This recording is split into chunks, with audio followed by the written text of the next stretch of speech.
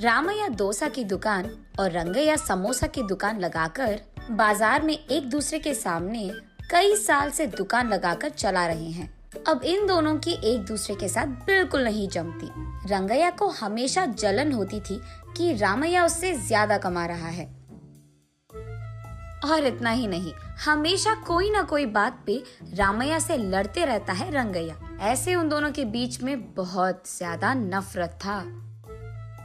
एक दिन शहर में पढ़ रहे रामैया का बेटा रमेश घर आता है। अगले दिन वो अपने पिता के बाजार में लगी दुकान के पास आता है। वहाँ चल रही व्यापार को देख रमेश अपने पिता से ऐसे कहता है, पापा, आप हमारे दुकान में ज्यादा ग्राहक लाकर ज्यादा पैसा कमाने के मार्ग नहीं सोचते हो क्या? अब जितना मेरा सोच है उसी में चल रहा है बेटा। जितना भी मेहनत करूं वही कमाई मिल रही है। पापा, मेहनत से नहीं, चालाकी से कमाए जाते हैं पैसे। शहर में इसी डोसा को दुगने दाम में बेचते हैं, पता है आपको? अब शहर के दाम में यहाँ कैसे बेचेंगे बेटा? अगर दाम बढ़ा भी देना तो कोई भी खाने नहीं आएगा। पापा, मैं ये नहीं कह रहा हूँ कि शहर के दामों में यहाँ बेचे, बल्कि ये कह रहा हूँ कि ऐसा कुछ करे कि शहर का लाभ हमें यहाँ मिले।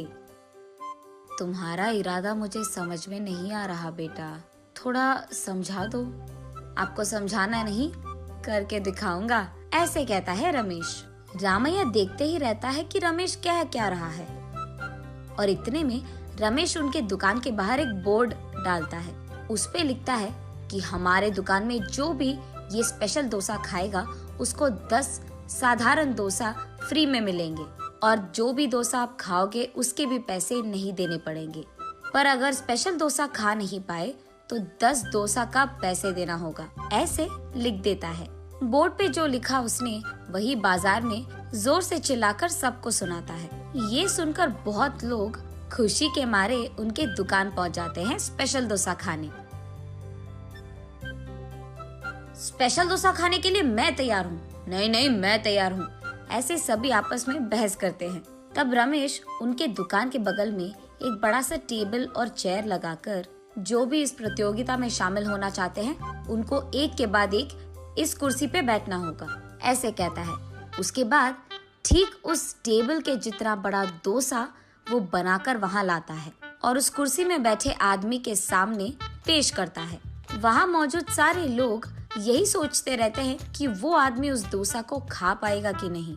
आधा डोसा खाकर वो आदमी, मुझसे अब और नहीं होगा, ऐसे कहकर हार मानकर वो 10 डोसा के पैसे देकर वहाँ से चले जाता है। ऐसे ही एक के बाद एक स्पेशल डोसा खाने की कोशिश करके हार मानकर वहाँ से पैसे देकर चले जाते हैं। ये सब ठीक सामने से देख रहा रंगैया अपने आप में सोचने लगता है कि एक स्पेशल डोसा बनाने के लिए कितने पैसे लगते हैं। उसे पता था कि एक स्पेशल डोसा बनाने के लिए 3 डोसा लगते हैं, लेकिन बाकी 7 डोसा के पैसे तो लाभ में आ गए।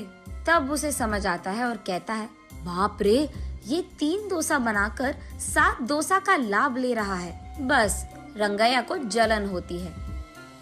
कुछ भी करके मुझे भी ऐसे ही पैसे कमाने होंगे, पर क्या करूँगा? ऐसे सोच सोच कर, हाँ, मैं भी उसकी तरह समोसा का कोई प्रतियोगिता लगा दूंगा, ऐसे सोचकर अगले दिन रंगैया उसके समोसा के दुकान के बाहर ये लिखता है कि जो भी आदमी 20 समोसा खा पाएगा उसको 10 और मुफ्त में मिल जाएंगे। पर अगर 20 समोसा नहीं खा पाए तो 10 समोसा के पैसे देने पड़ जाएंगे। और यही बात चिल्ला चिल्ला कर बाजार में सबको बताता है। ये सुनकर बहुत सारे लोग रंगैया के दुकान आते हैं प्रतियोगिता में शामिल होने। जो लोग आते हैं उनमें से कई सारे आसानी से 20 समोसा खा लेते हैं और रंगैया के अनुसार ही वो 10 और मुफ्त में ले लेते हैं और वहाँ से चले जाते हैं। ये देख रंगैया को चक्कर आ जाता है। शाम से पहले ही आधे से ज्यादा समोसा खत्म हो जाते हैं। उसके बाद कई सारे लोग वहाँ पे आकर, हम भी खाएंगे समोसा, हमें भी दो, कहते हैं। इस कारण रंगैया को बहुत गुस्सा आ जाता है, इसीलिए वो उसके दुकान के सामने से बोर्ड हटा देता है। वो किसी को मुंह दिखाने लायक नहीं रहता है। इसीलिए बंडी को लेकर अपने घर की ओर बढ़ते रहता है।